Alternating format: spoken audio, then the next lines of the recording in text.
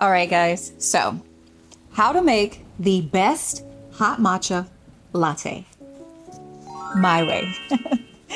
I get a lot of questions from you guys on the ingredients that I love to use in my matchas. So I thought I would make one with you guys.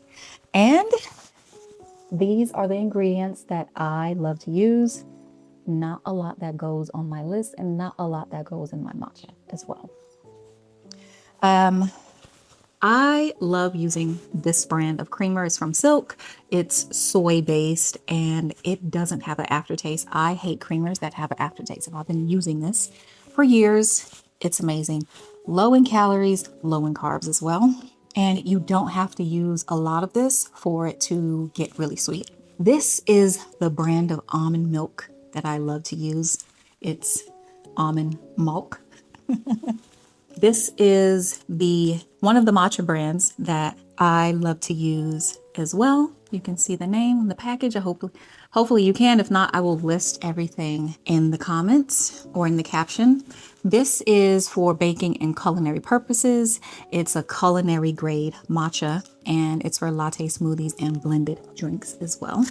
All right, so let's get started. First of all, I normally do not measure out all of my ingredients or any of my ingredients. I've been making matcha for years at this point, so I kind of have it down packed, but I'm going to measure things with you guys today.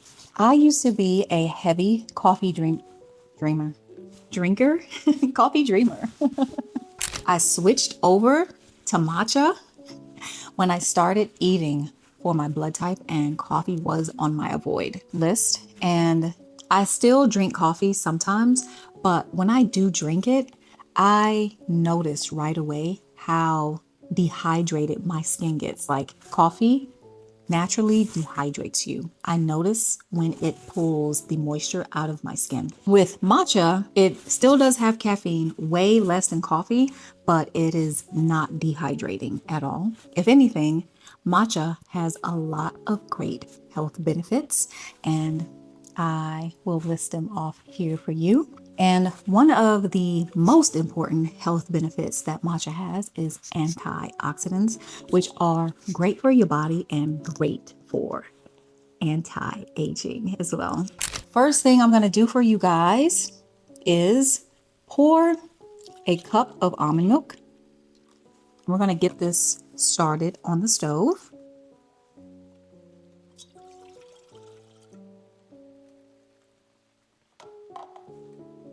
Stove started.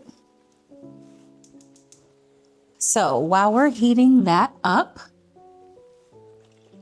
I'm gonna pour a little of this as well. I'll measure this out also for you guys. We're gonna do 2 tablespoons, but if you want yours a little sweeter, I suggest you put a little bit more. You know what?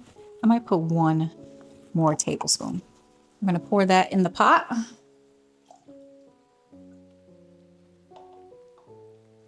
I'm going to take a little water to get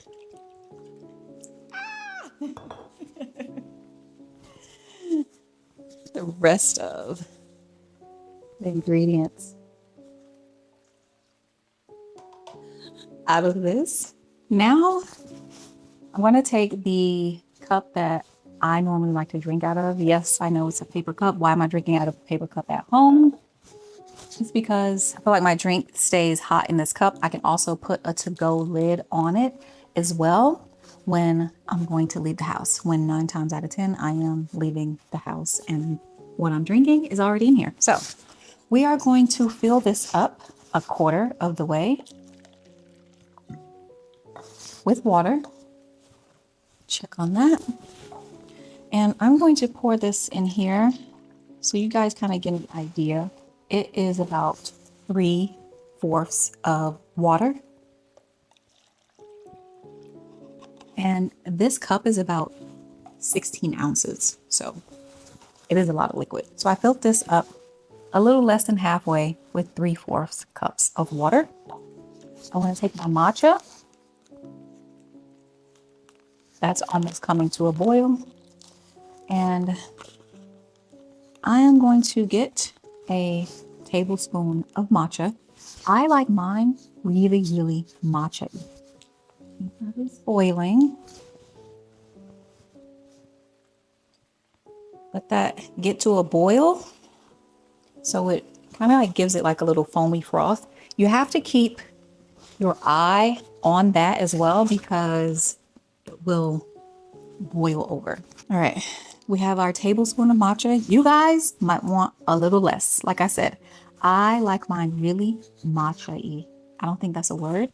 So on this packaging, it says for you to do 1 teaspoon of matcha, 1 teaspoon.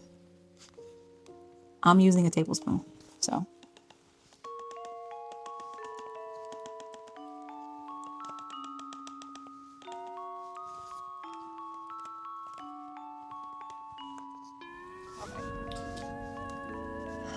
Now, I take my electric whisk. I got this off of Amazon. Put it on mid.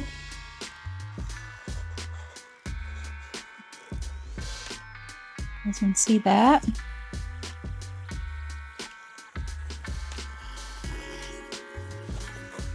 I'll stir this, I would say for a good 10 seconds. Put that back. Get all these ingredients out of the way. Now for the best part.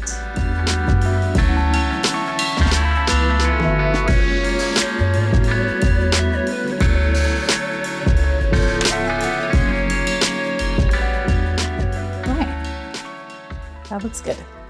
Let's see that. Nice and frothy.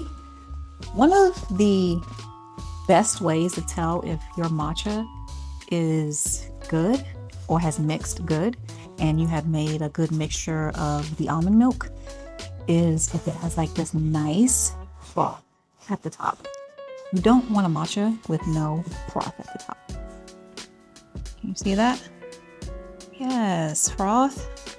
We love a good froth. So let's try this. Yep. That's good. It's the right amount of everything. And like I said, I love my matchas to have a lot of matcha in it. For some, it might be an acquired taste. For others,